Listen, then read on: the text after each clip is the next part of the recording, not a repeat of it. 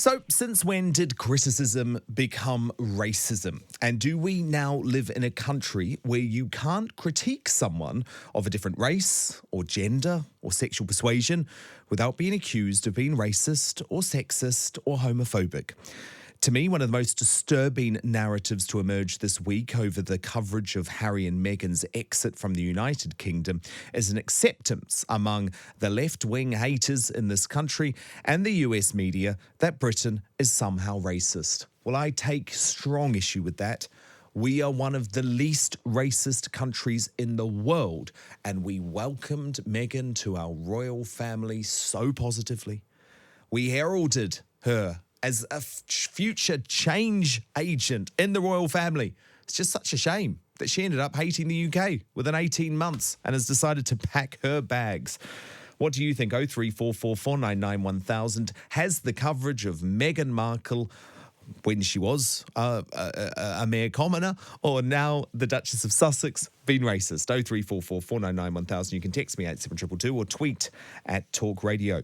But I'm joined now by an activist and author who has always been consistent in her view that the coverage of Meghan has been racist. Natasha Devon, it's brilliant to have you on the show. Why do you think, Natasha, actually, let me ask you more personally first. I've written a lot about Meghan over the past 2 years. I've broken lots of big stories about Meghan. I first broke the row between her and Kate Middleton, for example. I broke the fact that the Queen had banned her from wearing the tiaras that were once worn by Princess Diana. And then just last week, I was the journalist to break the story of the fact that she was planning to leave the royal family with Prince Harry. I've also written a lot of commentary which has been critical of Meghan and Harry in the decisions that they have made. Natasha, are you trying to say that my coverage of Meghan has been in any way racist? Well, I think anybody who has commented on the royal family has to be really honest and look at whether they have applied different standards to Meghan than they have to Catherine. And what has been shown in that BuzzFeed article today that is doing the rounds, we've seen almost identical headlines when Catherine and Meghan have engaged in similar behaviour, and yet when it's Meghan, it's been spun to be a negative thing. When it's Kate, it's a positive thing. But Natasha, you can cherry pick anything. It is totally unfair to do this cherry picking because you're taking things out of context. Can I make one point about Kate specifically? Kate, for all of her brilliant points, right, is a pretty dull woman. She plays by the rules. She's a future queen. She's a queen in waiting. That's always what she has been. Now, back in the early days of her time dating Prince William, she was criticised in the media. She was given nicknames like Weighty Katie. But lately, she hasn't really done anything to upset the apple cart. I put to you, Natasha, that the reason the coverage of Kate is so different to Meghan is that Meghan came into this family wanting to change things, wanting to shake things up, and she has waded into politics in ways where it's not appropriate. Well, then I think that's we not have to ask racism. ourselves why we want Meghan to be dull. As far as I'm concerned, Meghan represents a lot of the things that are important to women her age, to millennials. She has an interest in feminism, in the environment, in racism. None of those things should be things that, as a British society, we are afraid of. And she gave up a very lucrative career in the States because she fell in love with one of our princes. She tried to ingratiate herself into the royal family, but she found that the media in particular was so hostile that she was unable to do that. And so she's now... But Natasha, have you studied the history? Have you studied the history? When Princess Diana went and launched a landmine campaign in Africa just months before her deaths, she was roundly criticised in the media because she was wading into a political issue at the time. She was devastated about it. She is a white woman. Why bring race into it? Well, I think that a lot of the negative press of Princess Diana did have, towards the end of her life, has to do with the fact that she was apparently in a relationship with a man of colour. So I do think that race played a part in that as well. God. However, you're looking for racism everywhere, aren't you, Natasha? You're just desperately trying to find it. I think that misogyny played a part in both of the treatment of these women, but there is such a thing as misogynoir, which is misogyny specifically directed towards black women, and it's a specific type of misogyny. And I think if you've got two women with a similar roles in society, behaving in similar ways, and our gut reaction is different to those women, when in reality the only difference between them is the colour of their skin, we have to ask ourselves some serious questions about why we have that inherent bias. But Natasha, we don't have that bias. You're talking rubbish, unfortunately. What about all of the columns that I have written over the past few years, absolutely slamming Prince Andrew, Prince Charles, Prince William, and Prince Harry, all for different indiscretions that they have made, including, by the way, Prince Charles wading into political issues? I think what you're doing is what quite often tends to happen when you're trying to have this discussion with white people. They will take it personally and think that you're accusing them personally of racism and become very defensive. And I think Natasha, I'm one of the people who works for a national newspaper who has probably written more about Meghan and Harry than any other journalist. So it's quite hard for me to believe that you're not personally accusing me. Well, I think the cumulative impact of all of the headlines that we have seen have shown a very distinct bias against Meghan. I think, Natasha, you're not a student of history, because I challenge you to go back to the 80s and look at the way that Sarah Ferguson and Princess Diana were greeted in the media and to the royal family. And I'm not saying it's good, but what I'm saying is that any time there is a newcomer to the royal family, they face a big pushback from the institution. The institution leaks a lot to the media, and that's where these headlines come from. What I don't understand is you're trying to say that it's about race. Well, both of those stories ended badly, obviously one more tragically than the other. I think we have to... Of course, it's terrible, but it's not about race, is it? That Harry is seeing history repeat itself. But do you know why I think it's about race? Yeah, go on. It's because black women, brilliant campaigners like Afua Hirsch, up and down the country have said, this is the type of treatment that I have endured my entire life. Racism doesn't always have an obvious face. Often it's about microaggression. And black women have recognized it as the type of racism that they face. And they are the experts on racism because they are the people who are having to live it every single day. And that's why I think it has something to do with race. But do you not concede that Meghan was welcomed with open arms by this country, by the media in this country, when she joined the royal family? No, I don't. Natasha, I genuinely don't remember a day in the past decade that has been more happy than that day I spent in London hosting a party, being out on the streets on the day that Meghan entered into the royal family. Everyone absolutely adored the way that she brought her culture into the ceremony. We wrote editorials at The Sun about the fact that finally here was a woman who could freshen up and drag the royal family into the 21st century. I mean, I just feel like the coverage of her joining the royal family was the total opposite of racism. So if you were so excited about her freshening up and ushering in a new era to the royal family, why, when the nuts and bolts of that had to be sorted out, why, when she started to introduce real change, real structural change, did you suddenly turn on her? Because it's totally inappropriate for members of the royal family to wade into politics or to set up commercial deals. That's nothing to do with modernisation. It's nothing to do with race. So are you, as, for example, critical of William and Kate's commercial endeavours, or the fact that they don't have commercial endeavours? They have a company. But by the way, I mean, yes, when William was not doing much work, can I say, for the royal family, it was The Sun, where I'm executive editor, that coined the term work-shy Will. And that was incredibly damaging to him, so damaging, in fact, that it made him realise, my goodness, I've got to start taking my responsibilities seriously. And by the way, my criticism of the Sussexes is aimed as much at Prince Harry as it is Meghan. Yeah, I think maybe where we're talking at cross purposes is I'm not trying to suggest that the treatment of Meghan is just about race. What I'm saying is that her race is a factor. Okay, can you give me some specific examples of racist coverage of Meghan that has appeared in the press? That's the misunderstanding of what racism looks like. You don't have to overtly reference someone's race in order to be racist. What racism looks like is... So you can't give me one example? what racism is, what structural racism is having two people who behave in the same way but are treated differently because But of the Kate colour and of their Meghan haven't behaved in the same way. They're But when totally you look different. at the I would headlines- say that Meghan and Princess Diana have behaved in a similar way, and Princess Diana received so much negative coverage, but just like Meghan, she also received a lot of adoration and people adored her. People like me absolutely adored her. So Okay, I think comparing Kate and Meghan is comparing chalk and cheese. And I think Okay, Meghan I'll can give you be an compared to example. Princess Diana, a revolutionary woman who wants to come in and change the royal family. And to say that Princess Diana got all good treatment is just ridiculous.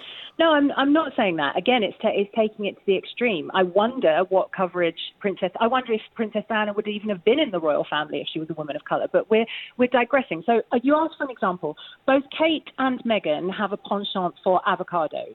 The headline for Kate was, "Isn't it sweet that Prince William is sourcing avocados for her, which help with her morning sickness?" The headline for Meghan was that her favourite snack is funding slavery and deforestation throughout the world. Now, can you see the difference between those two treatments for identical Well, of course behaviour? I do. Of course I do. But you've cherry-picked two headlines from a media organisation that runs literally tens of thousands of headlines a week. What I'm actually wanting you to provide me is an example of racist coverage of Meghan, and I don't think you can do it. I don't think you can Okay, provide me one. I have a challenge for you, Dan, because you've challenged me to brush up on my history, and that's a challenge that I accept. I would like you to brush up on structural racism, because I don't think you really understand what it is and what it looks like. And, No, I'm just disputing with you that it's been relevant in the case of Meghan, the Duchess of Sussex. I think that her outcomes overall have been worse. The way she has been treated has been worse than if she was a white woman.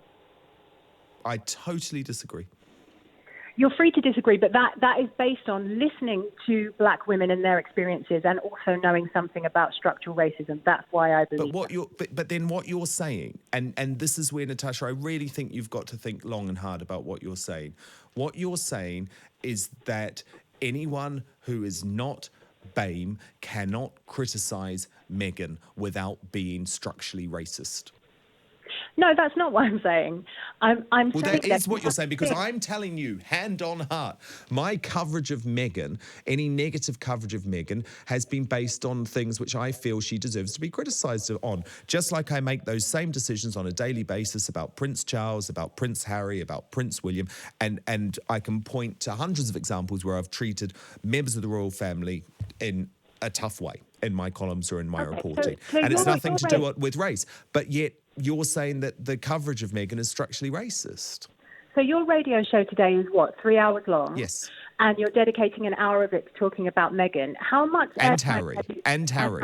How much airtime have you dedicated to Prince Andrew and the scandal surrounding him? Oh, my goodness. Well, if you've been listening regularly, you will know that we've done item after item on it.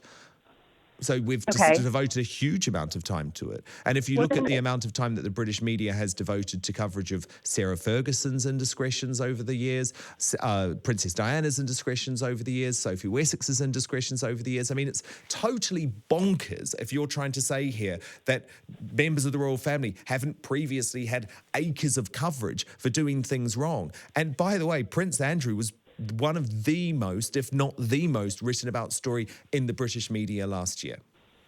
I'm not sure that I've seen the degree of scrutiny for tiny little actions in the way that I have with Meghan, from the choice of flowers that she had at her wedding, for choosing to wear an off-the-shoulder gown, for asking somebody not to take a picture of her at a tennis match. Like, we don't see the same level of scrutiny for other royals. They have to do something huge that's an indiscretion before it comes to the media attention. And that's racist. Yeah. Do you think our country's racist, Natasha? Is the UK a racist country, as many columnists have claimed? Coming as I do from a mixed-race family and being by far the lightest out of all of my siblings, and seeing how different people's reactions are to me than to my darker brothers and sisters, yes, we still have a long way to go when it comes to race in this country. So the UK is a racist country. I'm not saying everybody in the UK is a racist. I'm saying that that's a relief. structurally there is more work to do in order to combat racial. But there's always more work to do on lots of areas. I mean, I just feel so offended that, that you would sort of lump the British press, lump British society, like so many left-wing columnists have done this week, into a category that says we're racist. And by the way, to these American columnists at the New York Times and the Washington Post, who have the cheek to call the UK a racist society when they come from the US, one of the most racist countries in the world, makes me sick. Well, I would encourage you to look at the work of Dr. Keon West at Goldsmiths University. He has authored numerous papers where they have measured very precisely structural racism and shown that a person in the UK who is born white can have exactly the same opportunities, circumstances, behaviours as a person of colour, and the person of colour will have less good outcomes than the white person. Of course. Racism of is course, something that you can measure. But Meghan, who you are pointing as the example to this, is one of the most privileged women in this country. Sure, okay, you could argue that, but still she's been bullied and harassed to the extent that she felt that she has to move somewhere else. That's how welcoming the UK is. Or she's decided to move somewhere else, Natasha, because she wants to make millions and millions of pounds. She doesn't want to have to go and open community centres in Nottingham. She wants to hang out in $14 million mansions with friends like Oprah Winfrey. That's why she's moved. Well, I put it to you. We can speculate about her motivations, but from what I've seen during her And am I racist for doing that? No, we're having a discussion. I'm very glad we're having the discussion. But I think when you look at what she was doing when she was working as a full-time royal, going to the kitchens at Grenfell and raising money for women's charities. She got glowing coverage. That's what happened, and Natasha. to me, that's what happened. She got glowing coverage when she was in Africa. When she was working and doing good work and launching charity cookbooks and going to Africa and raising causes, raising the profile of important charity causes, she got glowing coverage. I'll tell you when she didn't get glowing coverage, Natasha, and likewise Prince Harry, because they both got the negative coverage, it was when they started to preach to the British society about climate change, and then it was revealed they took 4 private jet flights in 11 days. That was nothing to do with racism, Natasha. It was to do with point-blank, blatant hypocrisy. And I'm glad they were called out on it. I think it's despicable that people like you try and say that it's to do with structural racism. Didn't both the Duchesses and the Dukes, William and Harry, Kate and Meghan, talk about the environment? How many private jets did William and Kate take during that time? Well, over that time, they were flying on little budget flights, and we did absolutely report on that. And Prince Andrew was equally criticised for jetting off on a private jet as well, but he was not preaching to us about the need for climate change. So again, I think it's really interesting that you use the term preaching, because I think if I was the subject of that intense amount of media scrutiny and I really had no control over that, as a member of the royal family, your every move is monitored. To turn that spotlight onto worthy causes like mental health, like the environment, like HIV, I think was a really admirable thing for this new generation. No one's criticising for what they do. No one's criticising them with what they've done for mental health, for example, or what they've done for the Invictus Games, or what they've done for the survivors of the Grenfell Tower inferno. But I'm sorry, are you honestly telling me that it was at all racist or at all unfair to point out that Meghan and Harry were telling the world about the need to cut down carbon emissions while taking 4 private jet flights in 11 days, which all environmental campaigners say is the worst thing you can do to increase your carbon footprint? If you think the media shouldn't have pointed out that hypocrisy, then you don't understand what we're here to do. That is what we're here to do. That's what the media is here to do, to call out wrongdoing, to call out hypocrisy, and to keep public figures honest. And we've done it with Prince Charles over the years. We've done it with Prince Andrew over the years. And yes, we have done it recently with Prince Harry and Meghan. Well, I dispute that you've done it with Prince Andrew over the years. We're only just now revisiting historic wrongdoings of his. Well, excuse me. It was actually News of the World in 2011 that was the first to print pictures after a very long investigation proving that he was friends with Jeffrey Epstein again, walking through Central Park. So, in fact, if it wasn't for the media, Natasha, no one would have had any idea that Prince Andrew was friends with Jeffrey Epstein. It was the media spending a lot of money on investigations that actually uncovered that. So I think, again, you're totally cherry picking arguments that you want to make, and they're not anchored in facts, because the media has long kept the royals honest. Prince Charles, Prince William. It was the media that exposed Sophie Wessex's dodgy dealings when she was working as a PR executive. You know, it's just totally wrong to say that you know. But I'll give you the final word. Well, I wouldn't want anybody to leave this conversation thinking that I think that the media is one homogenous blob. We are talking about very specific corners of the media that are obsessed with the royals and have treated Meghan differently than they have other women in the royal family, particularly other women in the royal family in 2019 and 2020. And I personally believe women of colour when they say this is symptomatic of the type of subtle micro-racism that I have to deal with every single day of my life.